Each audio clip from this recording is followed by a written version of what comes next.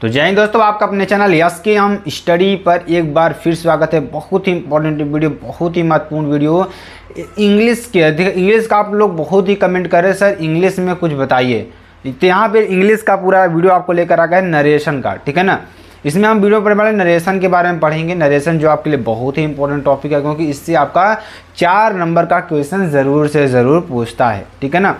तो एकदम शुरू से पढ़ेंगे, एकदम जीरो से पढ़ेंगे। अगर आप सभी लोग हमारे साथ जुड़ेंगे ना, तो आज आपको पूरा नोट्स सहित हम लिखवाने वाले हैं, ठीक है ना। मतलब आपको यहाँ पर हम नोट्स भी दे रहे हैं, मतलब आप इसको अच्छी तरीके से लिख भी सकते हैं, आपका पूरी नोट्स भी कंप्लीट होते चलेगी। तो आप सभी लोग बिल्कुल भी हमारे साथ जुड़े रहेंगे और अच्छी तरीके से अपनी नोट्स को बनाइए और इसको अच्छी तरीके से समझते चलिए, ठीक है ना। तो सभी स्टूडेंट्स एक बार ज़बरदस्त तरीके से चैनल को शेयर कर दीजिए, लाइक कर दीजिए और कमेंट भी कर दीजिए, ठीक है ना। तो चलिए यहाँ पर हम समझते हैं पहला नरेशन। नरेशन मीन्स क्या होता है? कथन। कथन का मतलब आप सभी लोग जानते हैं, किसी के द्वारा कही गई बात। कोई व्यक्ति है, उसके द्वारा कही गई बात, ठीक। अगर हम बात करें तो आपके सामने 3 प्रकार के, ध्यान दीजिएगा। तो अगर देखिए, अगर हम यहाँ पर बात करें, जो हमारा कथन है, कथन कितने लोगों तक पहुँचता है, ध्यान दीजिएगा। एक व्यक्ति होता है, मान लीजिए यहाँ पर एक व्यक्ति है, ध्यान से हम आपको समझाएंगे, आपको अच्छी तरीके से समझ में आ जाएगा। एक व्यक्ति ए है जिसका नाम ए है, ठीक है ना। एक व्यक्ति यहाँ पर है जिसका नाम बी है और एक व्यक्ति यहाँ पर है जिसका नाम सी है। आपके सामने 3 व्यक्ति दिख रहे हैं, ठीक। अब आप कहिए सर जी व्यक्ति तो 2 ही होते हैं, एक स्त्री एक पुरुष, तीसरा व्यक्ति कहाँ से आ गया?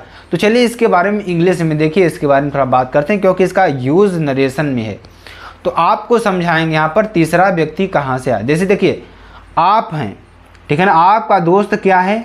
बी है, ठीक है ना। और देखिए ये ध्यान दीजिएगा, और इसका दोस्त सी भी है। 3 व्यक्ति हुए, मतलब जो ए व्यक्ति है इसका दोस्त बी भी है और सी भी है, ठीक। ये ध्यान दीजिएगा। एक एग्जाम्पल तरीके से हम आपको समझाते हैं कि जो नरेशन होता है, जो कथन होता है, हम कितनी प्रकार से दूसरे तक पहुंचा सकते हैं, उसकी यहाँ पर हम चर्चा करने वाले हैं। अगर आप आज समझ जाएंगे ना, तो हम उम्मीद करते हैं कि आपको नरेशन अच्छी तरीके से समझ में आ जाएगा, कोई कन्फ्यूज़न नहीं होगा, ठीक है ना। अगर हम यहाँ पर प्रत्यक्ष कथन की बात करेंगे, आगे अप्रत्यक्ष कथन की बात करेंगे, सारी चीज़ों को यहाँ पर हम डिस्कस करने वाले हैं, ठीक। तो पहला देखिए, आपके सामने 3 व्यक्ति हमने कहा। ए का मित्र, ध्यान दीजिएगा, ए का मित्र बी भी है और सी भी है। तो ध्यान दीजिएगा इसमें, जैसे देखिए हमने आपको कहा, देखिए कथन में क्या होता है, ध्यान दीजिएगा, जो डायरेक्ट स्पीच होता है और जो इनडायरेक्ट स्पीच होता है वो क्या होता है, वो उसके बारे में हम आपको बताते हैं, ठीक है ना। जैसे तुम्हारा मित्र क्या है, जैसे बी का मित्र क्या है, बी ने कहा कि, बी ने क्या कहा, मान लीजिए इसका नाम क्या है? राम, ठीक है ना। इसका मान लीजिए क्या नाम है? श्याम, ठीक है ना। और मान लीजिए इसका नाम क्या है? राहुल, ठीक। तो ध्यान दीजिएगा, राम ने श्याम से कहा, राम ने श्याम से कहा कि तुम घर चले जाओ। राम ने श्याम से क्या कहा? तुम घर चले जाओ।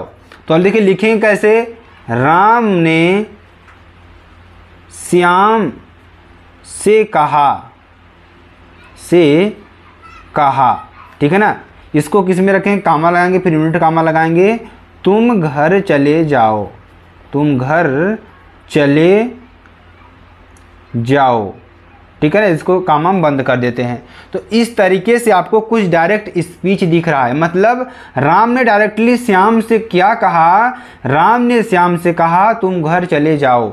इतना आपको समझ में आया कि नहीं समझ में आया? इतना आप लोग दिमाग में रखिएगा।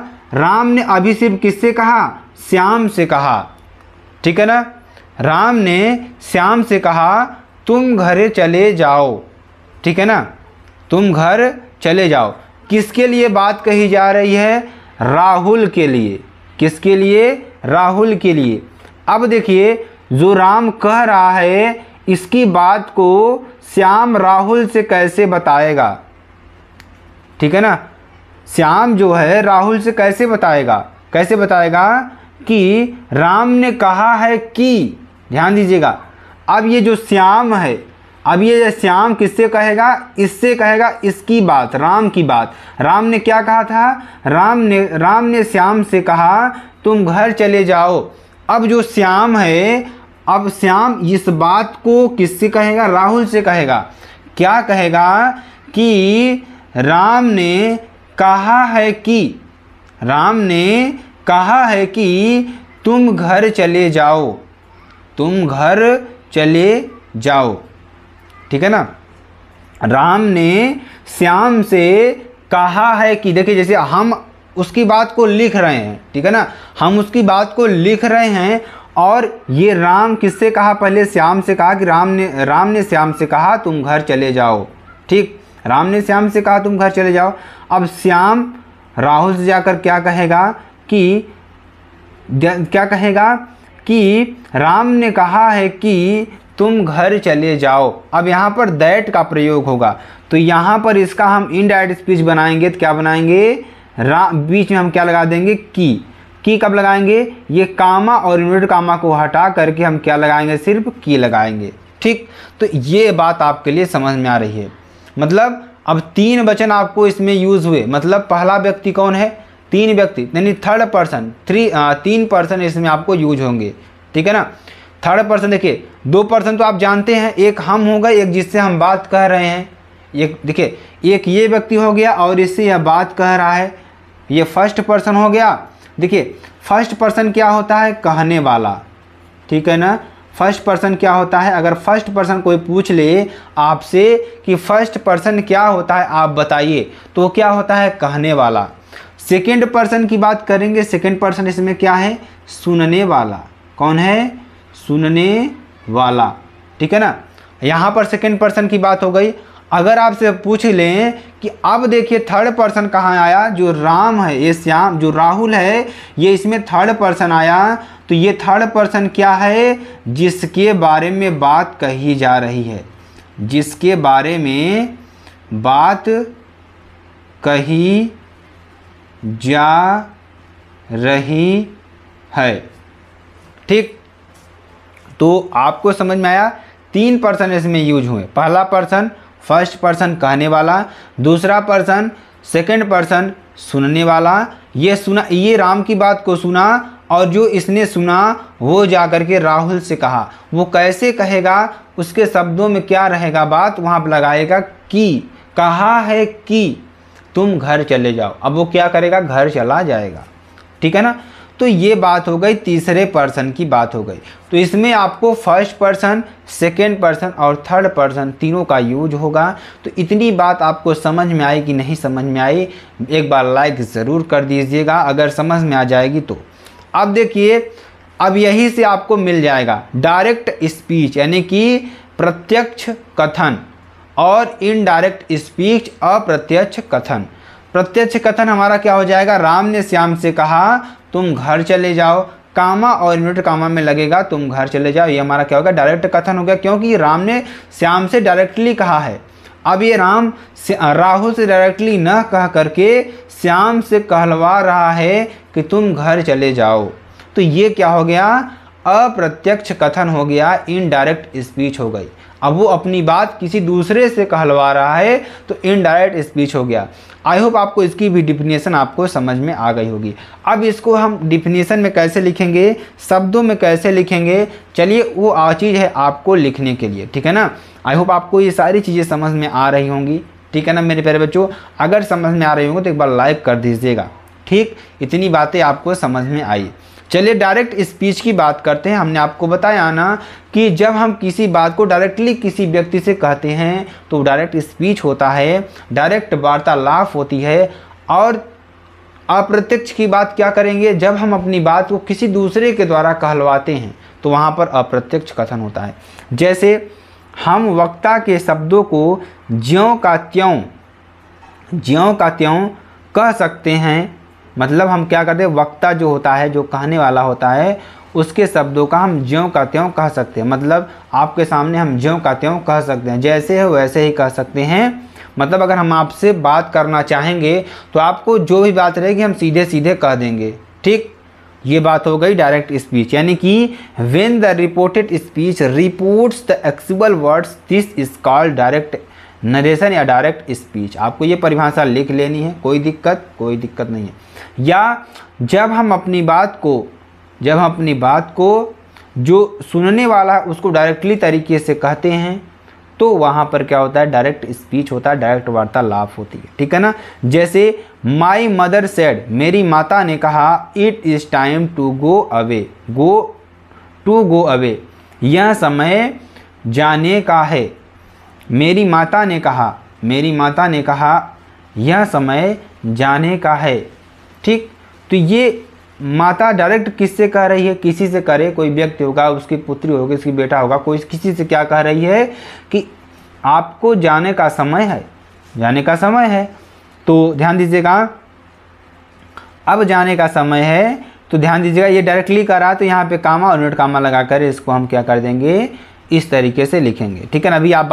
अभी इसकी बात करेंगे रिपोर्टिंग वर्ब और रिपोर्टेड स्पीच, ठीक। इसके आगे बात करते हैं।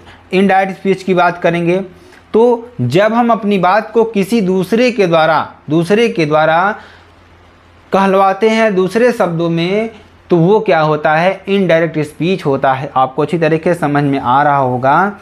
अगर हम वक्ता के कहे गए शब्दों का सारांश अपने शब्दों में प्रकट करते हैं, यानी when the reported speech gives the substance of the word used by the speaker and not the actual words, this is called indirect speech, ठीक। ये आपका हो जाएगा। तो इसमें हम क्या बनाएंगे, my mother said that, देखिए अब मेरी माता ने कहा है कि it is time to go away, कि आपके जाने का समय है, मतलब यहाँ पर आप लगा दीजिएगा तो यह जाने का समय है। आप जब अपनी देखिए यही बात आप जब दूसरे से कह रहे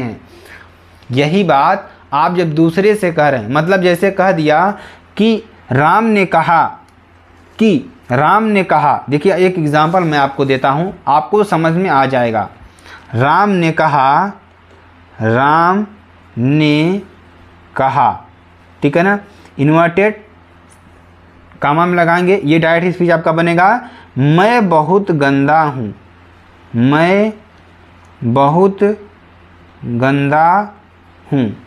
ठीक है ना। राम ने कहा कि मैं बहुत गंदा हूँ। राम, देखिए राम कोई व्यक्ति है या मैं ही हूँ, कोई व्यक्ति आपके सामने राम है, ठीक। अब वो मुझसे क्या कह रहा है कि मैं बहुत गंदा हूँ, डायरेक्ट बात कर रहे हैं ये दोनों लोग, ठीक। अब ये राम देखिए, अब देखिए, अब जो ये मैं वाला व्यक्ति है, जो दूसरा व्यक्ति है जो कह रहा है मैं गंदा हूँ, अब देखिए वो व्यक्ति किसी दूसरे से जाकर कहेगा, तीसरे व्यक्ति से जाकर कहेगा, तो क्या कहेगा, राम ने कहा कि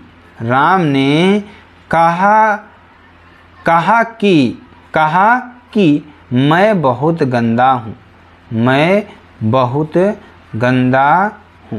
ठीक है ना। ये आपका बन जाएगा, सिंपल सी बात है। अभी देखिए ये आपका बेस है, अगर आप ये समझ जाएंगे ना तो आपको इंग्लिश में समझने में दिक्कत नहीं होगी। देखिए अभी आप लोग ट्रांसलेशन को पढ़ेंगे जब ना, तो देखिए बहुत ही इंपॉर्टेंट है। आप टेंस पढ़िए, पार्ट ऑफ स्पीच का देखिए, अगर आपको पार्ट ऑफ स्पीच चाहिए ना तो हम आपको उसका भी प्रोवाइड करेंगे, ठीक है ना। उसको भी अच्छी तरीके से आपको समझा देंगे, पढ़ा देंगे, कोई दिक्कत नहीं होगी। तो ये एग्जाम्पल आपको समझ में आया कि नहीं समझ में आया। यहाँ पर दो लोग थे, अब ये जो दूसरा व्यक्ति था ये अपनी बात तीसरे व्यक्ति से कह रहा है कि राम ने कहा कि मैं गंदा हूँ, वो दूसरे व्यक्ति से जाकर कह रहा है। अब वो राम से नहीं कह रहा है, किसी तीसरे व्यक्ति से जाकर कह रहा है कि राम ने कहा कि मैं बहुत गंदा हूँ, ये बात कह रहा है यहाँ पर, ठीक। ये आपके लिए हो जाएगा। तो बहुत ही इंपॉर्टेंट है, बहुत ही महत्वपूर्ण है, ठीक। तो इनडायरेक्ट स्पीच का कैसे बनाएंगे ध्यान दीजिएगा, बहुत ही इंपॉर्टेंट है। तो माई मदर सेड दैट, मेरी माता ने कहा कि it was time to go away, ठीक है ना। ये आपका इनडायरेक्ट स्पीच हो जाएगा, ठीक है ना। चलिए आगे आपको बताते हैं अगला जो आपका सेंटेंस है। अब देखिए जो डायरेक्ट स्पीच है इसके आपको दो भाग देखने को मिलेंगे। अभी आपको समझ में आया, हमने आपको नरेशन बताया, कथन बताया, उसमें डायरेक्ट स्पीच यानी कि डायरेक्ट यानी प्रत्यक्ष कथन और अप्रत्यक्ष कथन हमने आपको बताया। अब हम बात करेंगे, ठीक, और हमने आपको अब बात करेंगे रिपोर्टिंग स्पीच और रिपोर्टिंग वर्ब। देखिए इसको हम क्या कहते हैं, आरवी कहते हैं, ठीक, इसको हम आरएस कहते हैं। रिपोर्टेड स्पीच ना कर करके यहाँ पर वर्ब भी कह सकते हैं, कोई दिक्कत। रिपोर्टिंग वर्ब और रिपोर्टेड स्पीच। ठीक, चलिए अब इसके बारे में थोड़ा समझते हैं, इसको भी अच्छी तरीके समझेंगे तभी आपको समझ में आएगा। रिपोर्टिंग स्पीच की बात करेंगे तो रिपोर्टिंग स्पीच में वक्ता के बात को जिस फाइनाइट वर्ब से कहना आरंभ करता है उसे रिपोर्टिंग वर्ब कहते हैं। मतलब अगर जो व्यक्ति किसी बात को कह रहा है उसकी जो वर्ब है, जो उसकी क्रिया है, ठीक है ना, वहाँ से जो शब्द है वो शब्द क्या होता है, रिपोर्टिंग वर्ब होता है। और रिपोर्टिंग स्पीच की बात करेंगे कि जो कुछ वक्ता द्वारा कहा जाता है उसे रिपोर्टेड स्पीच कहते हैं। जो कुछ भी वक्ता द्वारा आपको कहा जाएगा वो रिपोर्टेड स्पीच होगा। चलिए एग्जाम्पल के तरीके समझते हैं। जैसे इसमें कहा कि गौरव ने कहा, will you give me your book, क्या आप मेरी बुक देंगे, क्या आप मेरी बुक देंगे, ठीक है ना। तो क्या आप मुझे अपनी बुक देंगे, क्या आप मुझे अपनी बुक देंगे।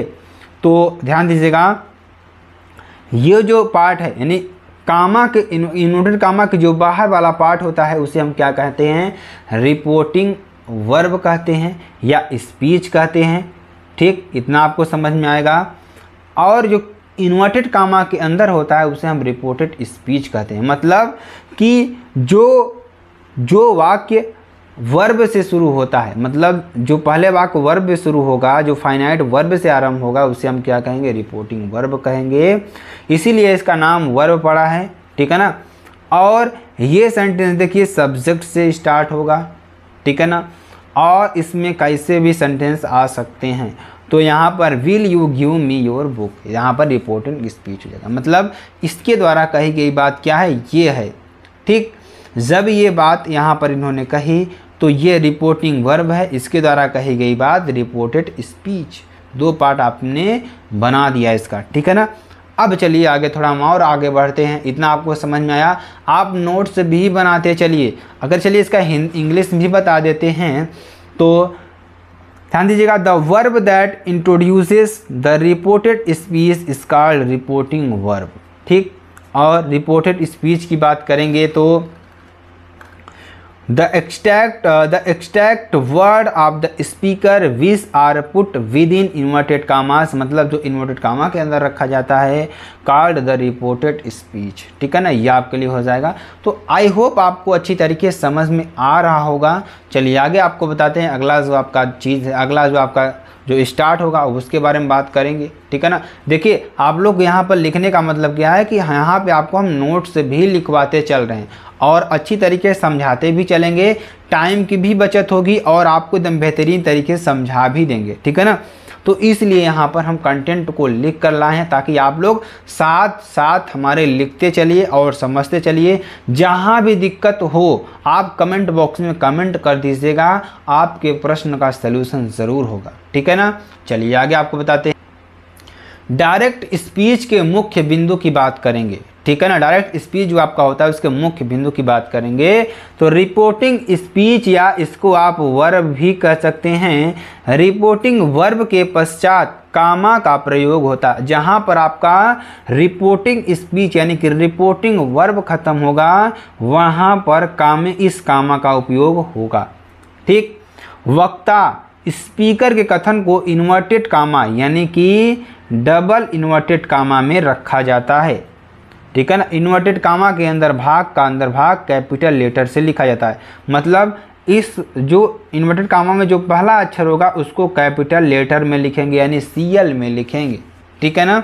चलिए तो ये चीज़ आपको समझ में आया, रिपोर्टिंग वर्ब और जो आपका सारी चीज़ें हैं।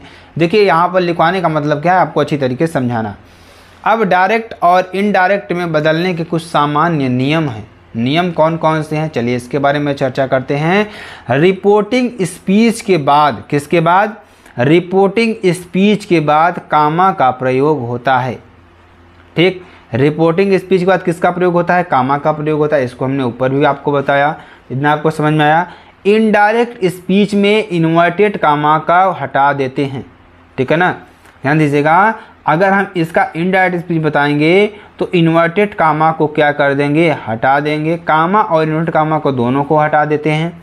रिपोर्टिंग स्पीच का टेंस कभी नहीं बदलता। मतलब जो यहाँ पर ध्यान दीजिएगा, जो रिपोर्टिंग वर्ब का जो टेंस होता है, मतलब हम आपको एग्जाम्पल तौर पर बताएं तो जैसे उसमें पीछे लिखा था कि राम ने कहा, अब ये राम ने जो कहा ये कभी भी आपको टेंस जो है चेंज नहीं होगा, किसी भी टेंस में रहेगा, ये चेंज नहीं होने वाला है। आप उसी टेंस में उसका लिखेंगे इनडायरेक्ट स्पीच में, ठीक है ना। तो ये चीज़ आपके लिए है, यहाँ पर कह रहा है, ठीक। 4th नंबर पॉइंट की बात करेंगे। 4th नंबर पॉइंट में देखिए, रिपोर्टिंग स्पीच में, ठीक है ना, किसमें, रिपोर्टिंग स्पीच में प्रयुक्त वर्ब को रिपोर्टेड स्पीच के भाव के अनुसार टोल्ड, आस्क्ड, एडवाइज्ड, मतलब जो रिपोर्टिंग स्पीच या वर्ब में, रिपोर्टिंग वर्ब में जो प्रयुक्त वर्ब है, जो वर्ब प्रयोग की गई है, उस वर्ब को रिपोर्टेड स्पीच, मतलब जो इन्वर्टेड कामा के अंदर होता है, उसके भाव के अनुसार, मतलब जैसा उसका सेंटेंस रहेगा, मतलब अगर हम यहाँ पर उस सेंटेंस में किसी कोई बात कह रहे हैं तो टोल्ड लग जाएगा, अगर पूछ रहे हैं तो आस्क लग जाए। जैसे देखिए, जैसे आपने कहा, देखिए ये क्यों लग रहा है इसके बारे में हम आपको बताते हैं अभी। एडवाइज्ड लग जाएगा, सुझाव देने वाली बात हो जाएगी। रिक्वेस्टेड लग जाएगा, ऑर्डर लग जाएगा, आदमी बदलते हैं। कहने का मतलब, जैसे मेरी माँ ने कहा है, मेरी माँ ने कहा हम मसाले वाली चीज़ नहीं खाएंगे। अब मेरी माँ ने कहा मैं मसाले वाली चीज़ नहीं खाऊंगा, मेरी माँ ने कहा मैं मसाले वाली चीज़ नहीं खाऊंगा।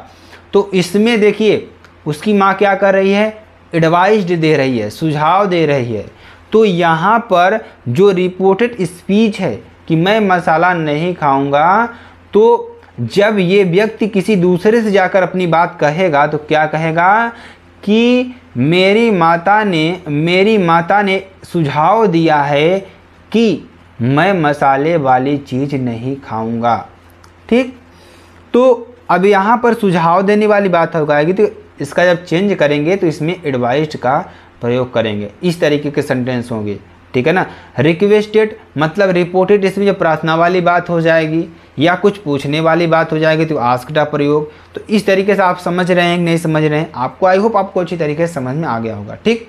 तो इस तरीके से इसको हम डिफाइन करते हैं, ठीक है ना। तो 4 पॉइंट आपको समझ में आ गया होगा। अगर नहीं समझ में आएगा तो प्लीज़ कमेंट करके ज़रूर बता दीजिएगा, अगर समझ में आएगा तो एक बार ज़रूर लाइक कर दीजिएगा, ठीक है ना। चलिए आगे आपको बताते हैं। अब देखिए, रिपोर्टिंग स्पीच जिसे हम क्या कहते हैं, रिपोर्टिंग वर्ब भी कहते हैं। इसके बाद आवश्यकता अनुसार उचित कंजक्शन जैसे दैट, इफ या वेदर, टू आदि का प्रयोग करते हैं, ठीक है ना। तो कभी कभी क्या होता है, यदि का भी प्रयोग होता है। दैट मीन्स क्या होता है, की होता है। इफ मीन्स क्या होता है, यदि होता है। वेदर मीन्स क्या होता है, या, ठीक है ना। तो टू का मतलब भी आपका क्या होता है, किसी चीज़ को जोड़ना होता है।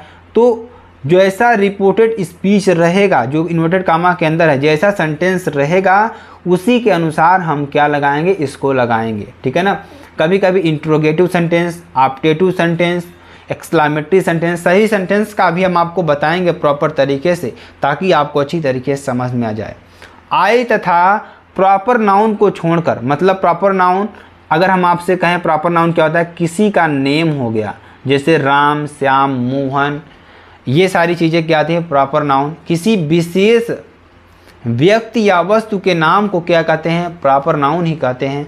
जैसे महात्मा गांधी, उनको विशेष स्थान दे दिया, मतलब विशेष मान दे दिया गया, ठीक है ना। विशेष नाम को ही हम क्या कहेंगे, प्रॉपर नाउन कहते हैं।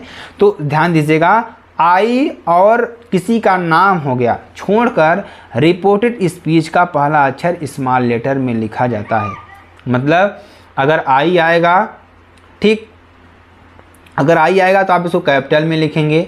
अगर किसी का नेम आ गया मतलब प्रॉपर नाउन। प्रॉपर नाउन मतलब विशेष व्यक्ति संज्ञा, विशेष व्यक्तिवाचक संज्ञा, किसी विशेष, जैसे ताजमहल आ गया, ठीक, ताजमहल आ गया, यमुना ब्रिज आ गया, गंगा आ गया।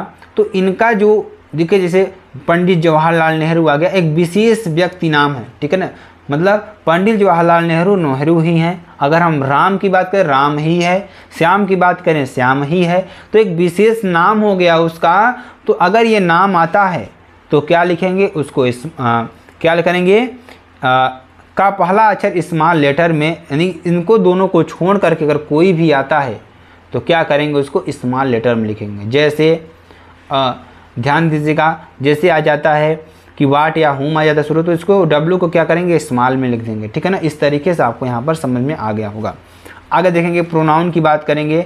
सर्वनाम जिसे कहते हैं, प्रोनाउंस, काल, प्रोनाउंस काल यानी टेंसेस, टेंस के बारे में भी आपको बताएंगे।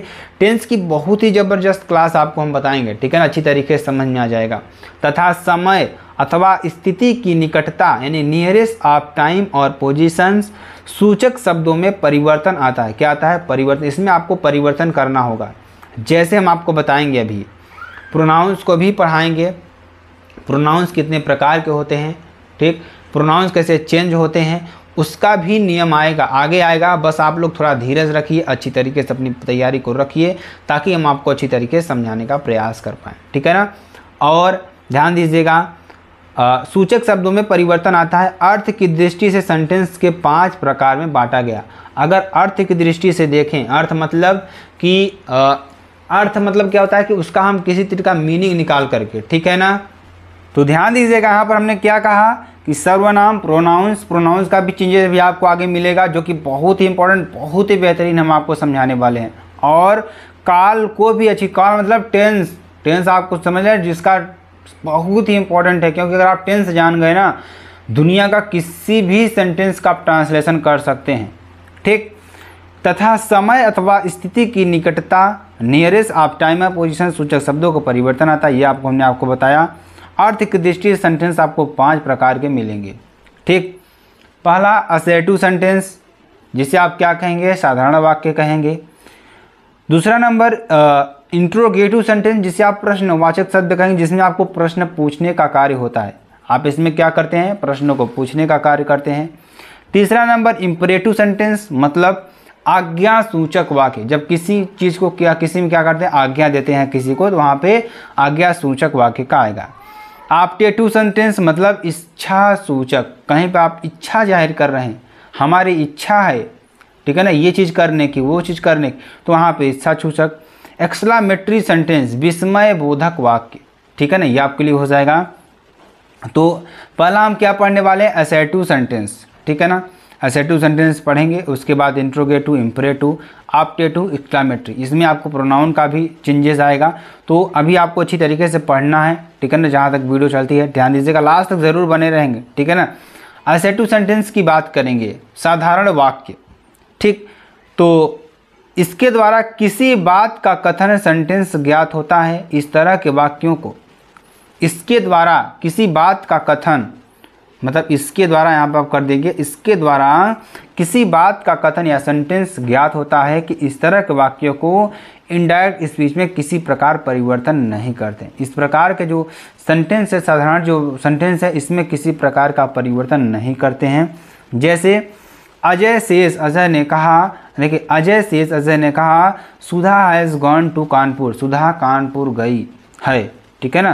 तो अजय शेष दैट, अजय ने कहा कि सुधा हैज़ गॉन टू कानपुर, सुधा कानपुर गई है, ठीक है ना। चलिए आगे आपको बताते हैं। अगला देखिए, दीपक विल से, दीपक ने कहा होगा कि अभिनव इज़ वेरी इंटेलिजेंट, अभिनव बहुत ज़्यादा क्या है, इंटेलिजेंट है। तो यहाँ पे कामा और इन्वर्टेड कामा को हटा देंगे, हम क्या लगाएंगे, दैट का प्रयोग करेंगे और उस सेंटेंस को ऐसे ही लिख देंगे, क्योंकि सिंपल सेंटेंस है। Deepak will say that Abhinav is very intelligent, ठीक है ना।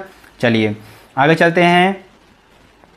से या सेस या सेट को इनडायरेक्ट स्पीच में टेल या टेल्स या टोल्ड में उस समय बदलते हैं। देखिए जब आपका देखिए से आया, सेज भी आएगा, कहीं पर सेड भी आएगा, आपको देखने को मिलेगा। क्या क्या देखने को मिलेगा, से भी मिलेगा, सेज भी मिलेगा और सेड भी मिलेगा। को इनडायरेक्ट स्पीच में टेल, टेल्स या टोल्ड में, किसमें, टोल्ड में उस समय बदलते हैं जब इसमें ऑब्जेक्ट दिया हो। ऑब्जेक्ट मतलब इसके बाद, से के बाद ऑब्जेक्ट दिया हो, यानी कि वर्ब के बाद क्या दिया हो, ऑब्जेक्ट दिया हो इसमें, यानी रिपोर्टिंग वर्ब में वर्ब के बाद क्या दिया हो, ऑब्जेक्ट दिया हो, कर्म दिया हो, तो वहाँ पर ऑब्जेक्ट का मतलब कि ध्यान दीजिएगा, राम सेड टू श्याम, श्याम क्या हो गया यहाँ पर, ऑब्जेक्ट हो गया, ठीक है ना। तो ध्यान दीजिएगा यहाँ पर ऑब्जेक्ट आ गया, तो वहाँ पर क्या लगेंगे, सेज की जगह पर टेल, सेज की जगह पर टेल्स, सैड की जगह पर टोल्ड, ठीक। उस समय बदलते हैं जब इसके पश्चात ऑब्जेक्ट हो, जैसे यदि सेज या सेड में ऑब्जेक्ट न हो तो उन्हें नहीं बदलते हैं, ठीक है ना। तो यहाँ पर ध्यान दीजिएगा, सेज या सेड के ऑब्जेक्ट न हो तो उन्हें नहीं बदलते हैं, ठीक है ना। जब इसमें ऑब्जेक्ट आपको नहीं मिले, मतलब से या सेज के बाद कोई ऑब्जेक्ट ना मिले, तो वो ऐसे ही पड़े रहेंगे, से को भैया से में कर देंगे, सेज को से ही में, सेड को सेड में ही लिख देंगे, ना चेंजेस, उसमें परिवर्तन ही नहीं करेंगे। रूल 2 की बात करेंगे, ठीक है ना। रिपोर्टिंग, यदि रिपोर्टिंग स्पीच की वर्ब, जो रिपोर्टिंग वर्ब है आपकी, रिपोर्टिंग वर्ब या स्पीच या रिपोर्टिंग वर्ब की वर्ब या रिपोर्टिंग स्पीच की वर्ब पास्ट टेंस में हो, पास्ट टेंस में हो, था, थे, अभी आपको टेंस नहीं पढ़े, थोड़ा कम समझ में, लेकिन फिर भी हम आपको समझाने का पूरा प्रयास करेंगे। किस में हो, पास्ट टेंस में हो, तो रिपोर्टेड स्पीच के टेंस में परिवर्तन होता है, ठीक है ना। तो चलिए देखते कैसे परिवर्तन होता है। सिंपल प्रेजेंट को, सिंपल प्रेजेंट टेंस को किस में बदलते हैं, सिंपल पास्ट टेंस में बदलते हैं। अब देखिए हम आपको समझाते हैं अच्छी तरीके से। नीलम सेड, नीलम ने कहा, इसमें देखिए ऑब्जेक्ट नहीं आया तो इसको ऐसे ही लिख देंगे जैसे ऊपर हमने आपको बताया था। ध्यान दीजिएगा, अच्छी तरीके से समझेंगे तभी आपको समझ में आएगा, नहीं था समझ में नहीं आएगा।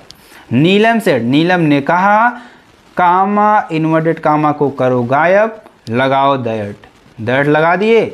Arpita tell a lie, Arpita told a lie, क्या हो जाएगा, टोल्ड अ लाई। यहाँ क्यों आया टोल्ड अ लाई, क्योंकि इसको हमने किस में चेंज किया, सिंपल पास्ट टेंस में। सिंपल पास्ट में आप जानते हैं वर्ब की सेकंड फॉर्म का यूज होता है, तो अर्पिता टोल्ड अ लाई, ठीक है ना। ये आपका हो जाएगा, समझ में आया, आई होप आपको समझ में आ गया होगा, ठीक। अगला क्वेश्चन देखेंगे, प्रेजेंट कंटिन्यूअस, रहा है, रही है, रहे हैं आदि आएगा, तो पास्ट कंटिन्यूअस में रहा था, रही थी, रहे थे, ये सारे सेंटेंस आएंगे। जैसे एग्जाम्पल में आपको बताते हैं, मोहन सेड टू मी, अब देखिए इसमें ऑब्जेक्ट आया, ऑब्जेक्ट आया ना, मी। अब हम इस सेड को किस में चेंज करेंगे, टोल्ड में, समझ में आया ना। तो Mohan said to me Sandeep is writing a letter, तो क्या हो जाएगा इसका, कामा इन्वर्टेड कामा को हटाएंगे, क्या लगाएंगे, दैट। अभी आपको आगे भी कुछ यूज हो, जैसे इफ, टू, वेदर, वो कहाँ यूज होगा उसके बारे में भी चर्चा करेंगे, ठीक। तो यहाँ क्या हो जाएगा, मोहन टोल्ड मी दैट, तो इसमें किस में चेंज करेंगे, पास्ट कंटिन्यूअस में इज, आर का प्रयोग होता है, इसमें वाज और वर का प्रयोग होता है। तो मेरे प्यारे बच्चों, इज की जगह पर क्या लगाएंगे, वाज लगाएंगे, वर्ब में आईएनजी ही लगती है, और क्या हो जाएगा, Mohan said to me Sandeep is writing a letter, तो क्या बन जाएगा, मोहन टोल्ड मी दैट लगाएंगे, Sandeep was writing a letter. I hope आपको बहुत ही अच्छी तरीके से समझ में आ गया होगा कैसे चेंज हो रहा है, ठीक है ना। अगला सेंटेंस देखिए क्या, अगला जो आपका टॉपिक है क्या है, प्रेजेंट परफेक्ट टेंस, हैज या हैव का प्रयोग। तो प्रेजेंट परफेक्ट टेंस में पास्ट परफेक्ट टेंस यानी कि हैड का प्रयोग उसमें होता है। अभी आपको टेंस पढ़ा देंगे तो आपको बिल्कुल क्लियर हो जाएगा मेरे प्यारे बच्चों, टेंस में कोई दिक्कत वाली ही बात नहीं है। टेंस आपको ऐसा पढ़ाएंगे ना कि आपको पूरा रट जाएगा, ठीक है ना।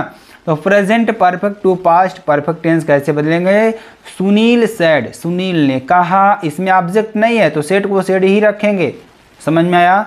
सुनील ने कहा, सीमा हैज कंप्लीटेड हर वर्क, तो क्या हो जाएगा, Sunil said that Seema has का हैड और वर्ब की थर्ड फॉर्म का ही प्रयोग होता है, तो हर वर्क यानी कि सीमा हैड कंप्लीटेड हर वर्क। ठीक, चलिए present perfect continuous, past perfect continuous.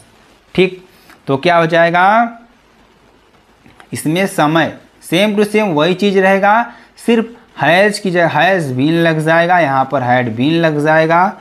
ठीक, और ध्यान दीजिएगा इसमें क्या होता है, वर्ब में आईएनजी लगता है और टाइम आ जाता है। ठीक, तो आनंद सैड, आनंद ने कहा, इसमें भी वर्ब नहीं है, सैड का सैड ही रहेगा।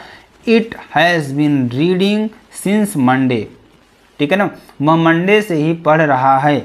ठीक है ना, तो ध्यान दीजिएगा यहाँ पर क्या बनेगा, आनंद सेड दैट, आनंद ने कहा कि, इट हैज की जगह पर हैड, बीन की जगह पर been, raining, raining since Monday, यहाँ पर रेनिंग रीडिंग नहीं होगा, सॉरी स्टूडेंट, रैनिंग होगा, मतलब बरसात हो रही है। ठीक है ना, तो कब से बरसात हो रही है, सिंस मंडे, मंडे से, सोमवार से। ठीक है ना, तो ये आपका हो जाएगा सिंस मंडे।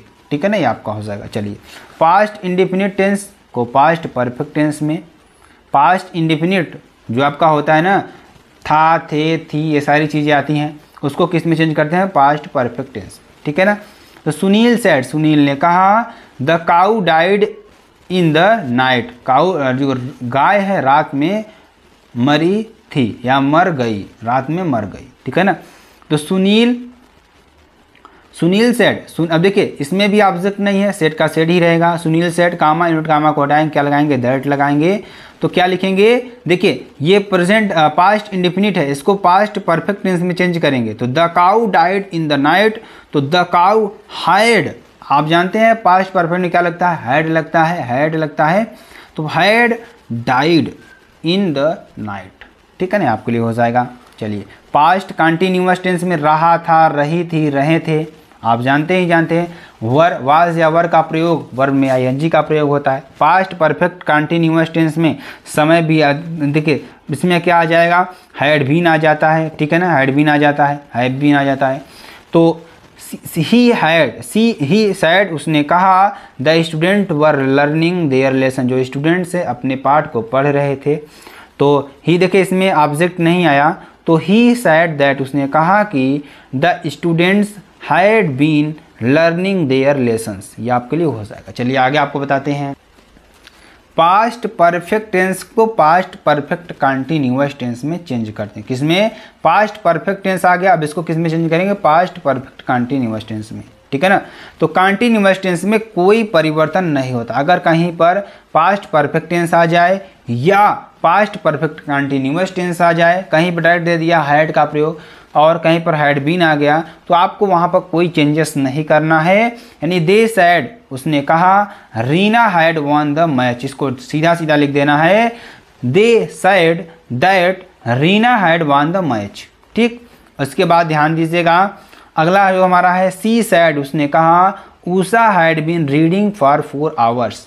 तो यहाँ पर ये पास्ट परफेक्ट कंटिन्यूअस टेंस है, तो इसमें भी सेम टू सेम वैसे ही लिख देंगे, सी सैड, उसने कहा, दैट की Usha had been reading for 4 hours. तो आप इसका नोट्स ज़रूर बना लीजिएगा मेरे प्यारे बच्चों। अगर आपको वीडियो पसंद आती है तो चैनल को ज़रूर लाइक, शेयर, कमेंट सब ज़रूर कर दीजिएगा। अगर आप नेक्स्ट पार्ट चाहते हैं कि आप इसका सर आप इसका एग्जाम्पल और ज़्यादा करवा दीजिए, पूरा कंप्लीट करवा दीजिए, अभी आपका प्रोनाउन का पार्ट बाकी है और आपके इंट्रोगेटिव, इम्परेटिव, ऑप्टेटिव और कौन सा सेंटेंस बाकी है, एक्सक्लेमेटरी, ये आपको अगली क्लास में बता दिया जाएगा। वीडियो कैसी लगी कमेंट में ज़रूर बता दीजिएगा। फिर मिलते हैं नेक्स्ट वीडियो में नए टॉपिक के साथ, तब तक के लिए Jai Hind, Jai Bharat, bye bye, take care.